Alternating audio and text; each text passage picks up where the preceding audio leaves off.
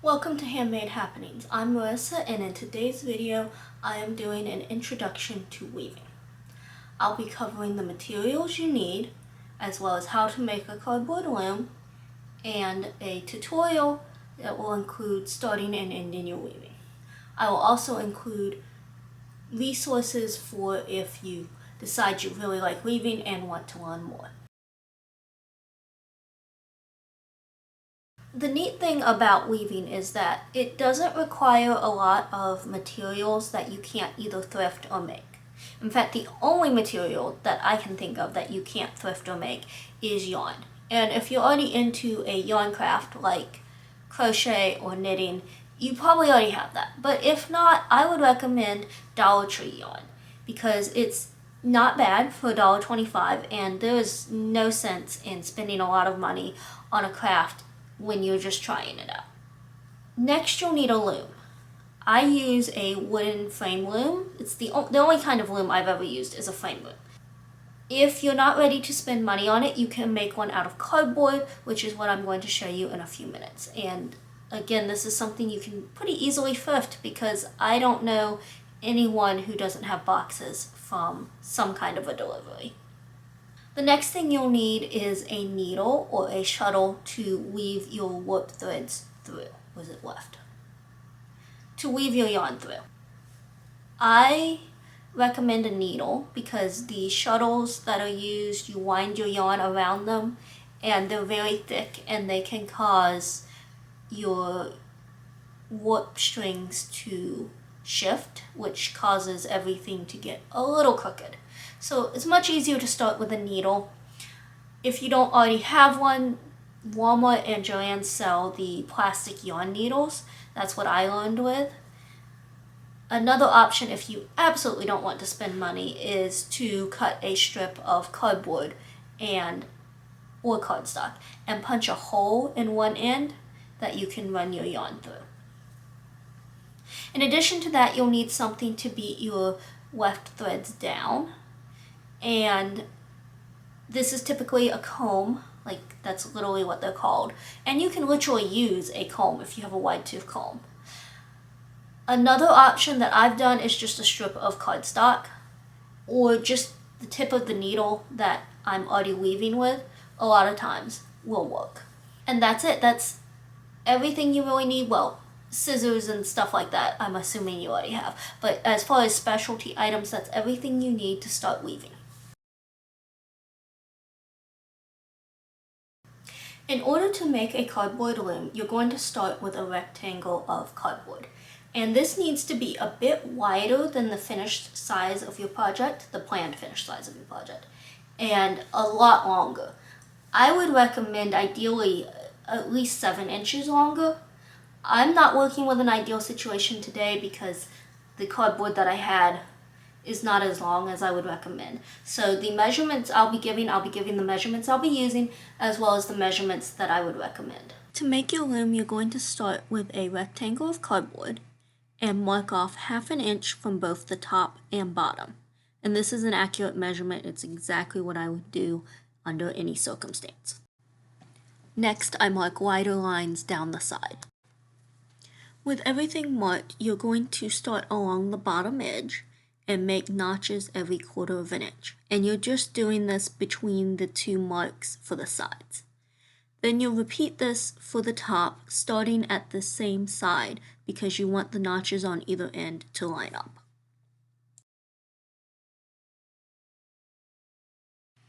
When you finish marking both ends, you're just going to take your scissors and cut along each notch all the way up to that 1/2 inch mark.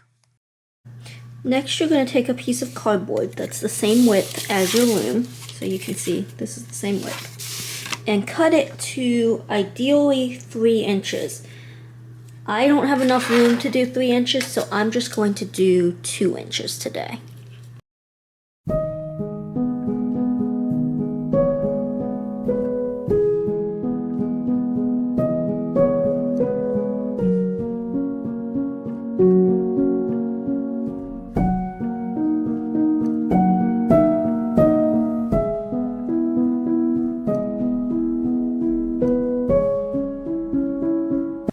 And you're just going to glue these strips onto the top and bottom of the loom, lining them up with that 1/2 inch mark so that the slits should just be above it. And these serve two purposes. The first is to raise your warp threads above your loom so that it's easier to weave later, and also as a buffer so that you don't press your weaving down too low, because if you do that, you're going to have a very hard time tying off your warp threads later. Now that your loom is done, it's time to warp it. But first, a little terminology, because I realized I've forgotten to do this. So when you're weaving, you're working with threads going in two directions. So the horizontal threads is called the warp. So they'll go up and down, and these are attached directly onto the loom. The vertical ones are called the weft, and they are woven in between the warp threads.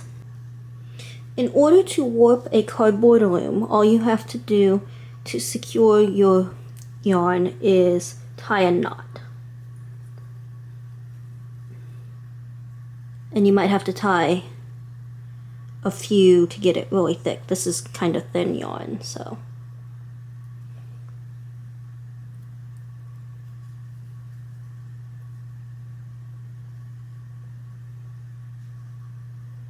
Once it's thick enough that it's not going to come in between through those grooves, you're going to take your cardboard and run it into that and pull it tight. Then you'll stretch your yarn across and into the matching groove on the other side. And you want this pretty tight. And you loop it behind this flap and back through. And repeat, moving down to the other side.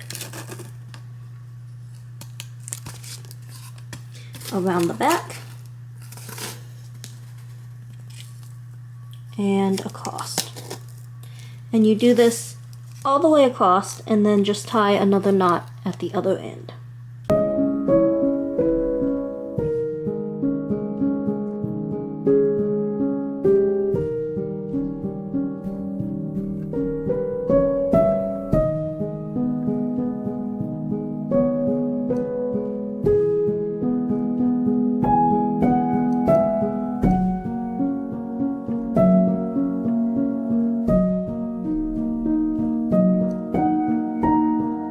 So here it is all warped and it's nice and tight. You can even hear it thumbing. And this is what you want. You don't want any slack in your yarn that's going up and down your warp thread.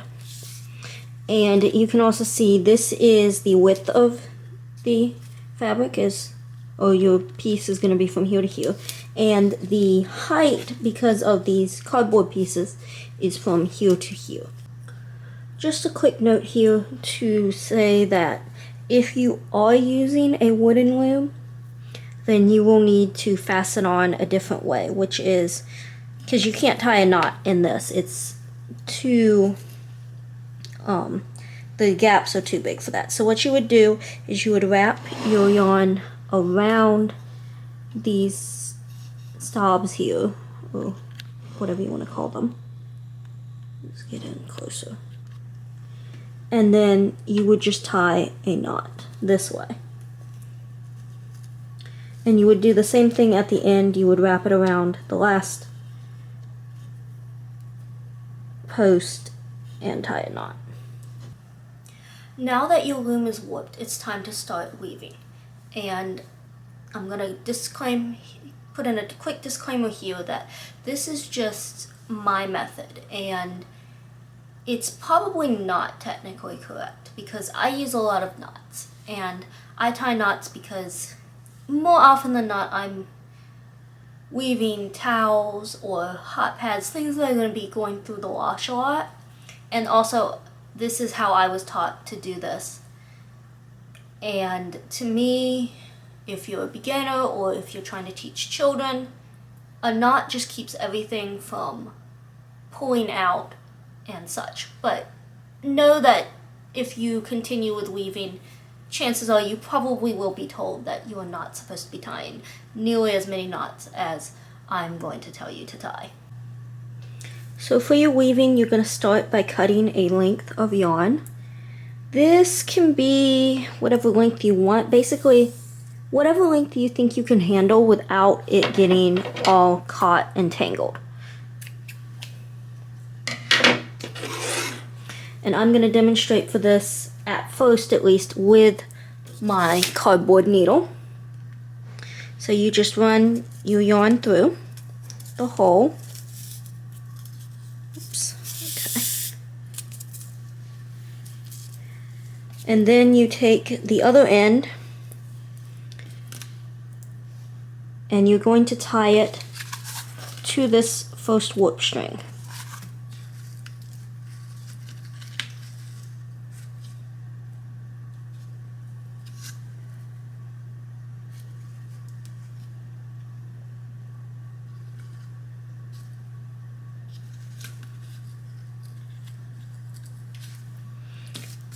And then you'll be doing what is considered plain weave, which is just over one string, under another.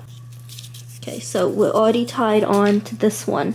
So we'll go under, over, under, over, under, over. And you go like this all the way across.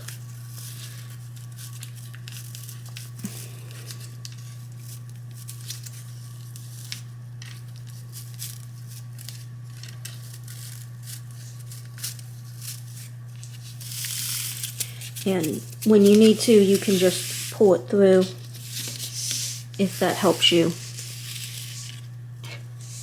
to get it all the way across.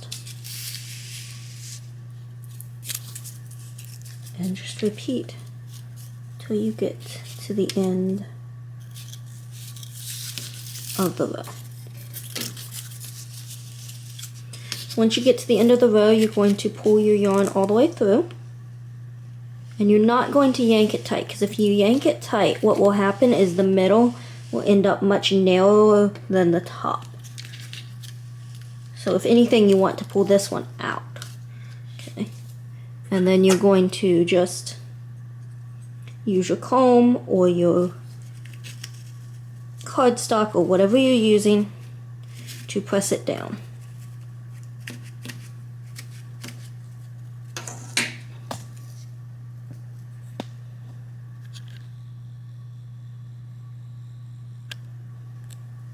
Now that you've done one row, it's time to work your way back. Now this is perhaps the part where you have to kind of pay attention the most. So on this last warp, we went over it. You can see this is the weft and it went over the warp thread. Going back, you're going to go opposite of however you did that last one. So this one we went over, so going back we have to go under. And then you just continue down just like before, going over, under, over, under.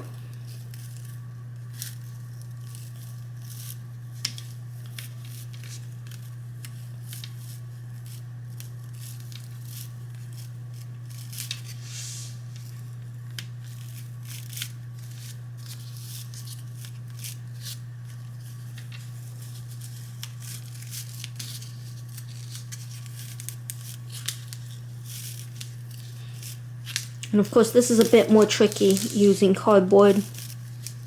Like I said, you can get the plastic needles and they're much easier. Okay, so once you get all the way across, you're going to pull it through. I'm going to show you at this point, because you have multiple rows, you're going to have to start paying quite a bit of attention to this. So you don't want to, when you're pulling your weft through, you don't want to yank it tight, because you can see what it does. It shifts everything over. So we're going to loosen that up. The best thing to do is to get it to where it just barely touches the warp, like that. Let's unzoom.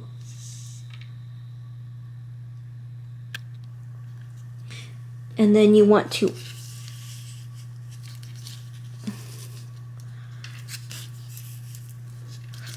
to kind of hold that so that it's not going to yank tighter, and arc your yarn like this. And then you come in with your needle and you dip it here and like in half and then in quarters. And then you can go back through and press it down. And what this is supposed to do is allow enough slack that you that it doesn't get pulled too tight and your sides don't start to shrink. Now this takes a lot of practice. Even now, most of the time, I still end up shrinking things. Okay, so now we're back again at a corner, and we're toning it back. So you can see the left went under the warp last time. So we're going to go over it this time. So over, under, over, under, over.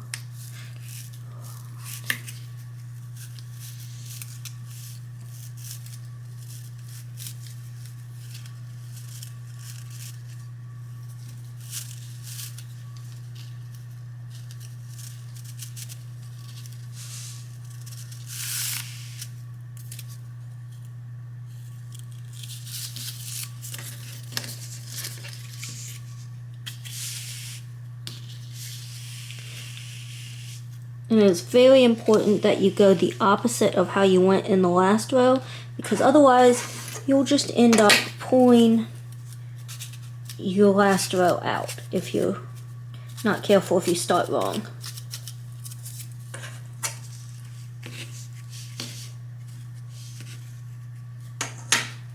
Right, one more demonstration of this. We went over it last, so this time we go under it. Under. Over, under, over.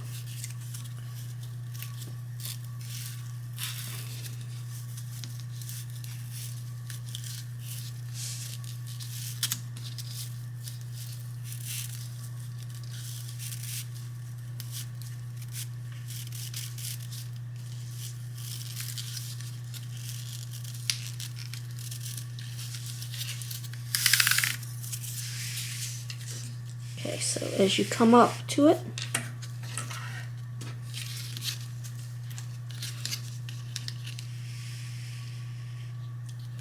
on the end, I find another thing that's helpful to do is when it just touches it, you can see how it's touching it but it's way up here, is to use my finger and bring it down. And if anything, that provides a little extra slack, but you want this loop to be in line with the loop underneath it. So once it's in line, just pinch it and do again, half, quarter, quarter, and comb it down.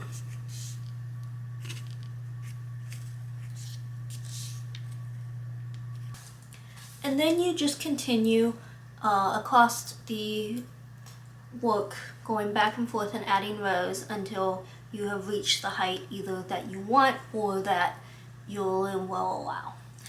I'm going to add a time lapse here, and for the rest of the demonstration I'm going to switch over to a regular needle just to make things a little easier.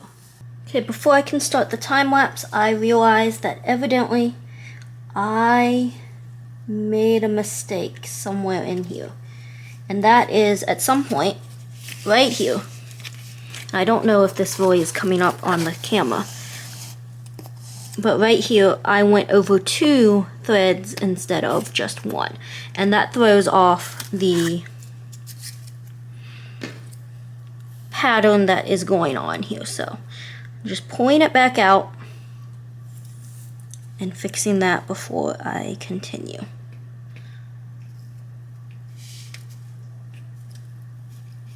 And this happens occasionally. Usually you can tell based on when you get to the end of the work, you'll notice that suddenly, instead of having everything opposite of the last row, it's the same, and then you just have to trace it back to where that mistake happened to fix it.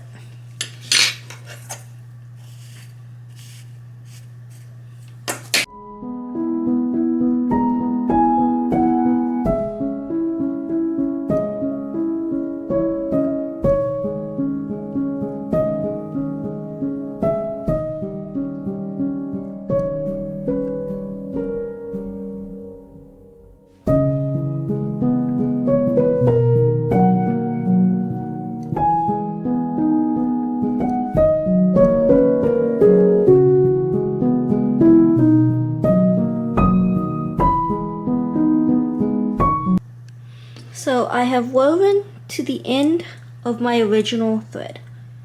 So this is what I do to connect it. It's pretty easy. Just cut another length.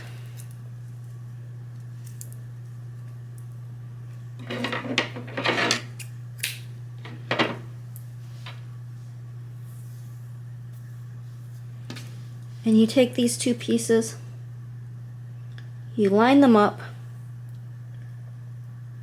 and you do an overhand knot to tie them. And you want to leave a fairly generous amount of a tail because you're going to need that to help weave in your ends later.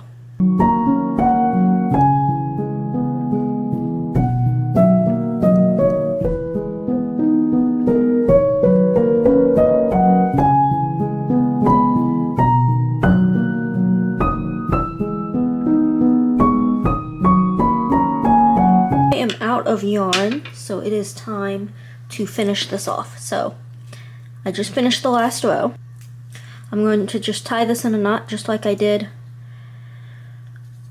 at the beginning. So loop it around and tie it right around that last warp string. Tie it again just for security. Since this is already a pretty short tail, I'm going to leave it. Now it's time to remove this. So you're going to start by removing the one with the knot, and then because this is so tight and this doesn't come apart, you're going to want to cut these warp strings, and I can't get it underneath it, so I'm just going to cut along here. With all of them cut, I'm just going to undo these from the back.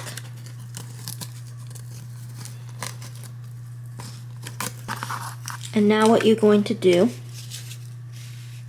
is match up the warp threads, which in this case is the white yarn.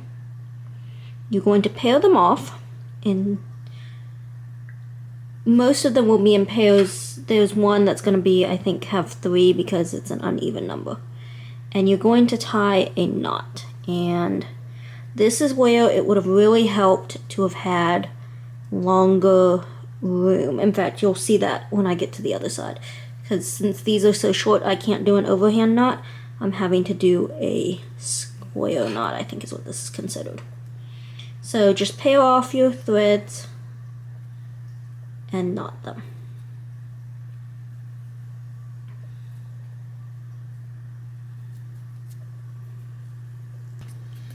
Now you just do this for the other side, and on this side you don't even have to cut anything because it's already loose on the other end. So just pull them off, and this is where you can definitely see how having the longer ends benefits, because it is long enough to actually do an overhand knot, which is much easier.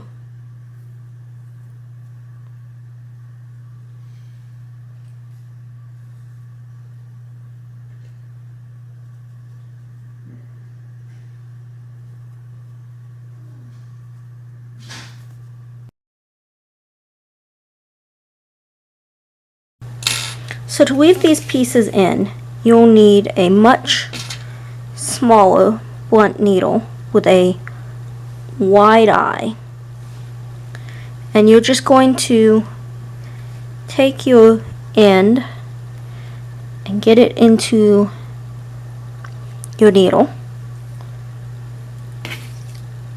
and then you just run it under some of the yarn threads that are already under.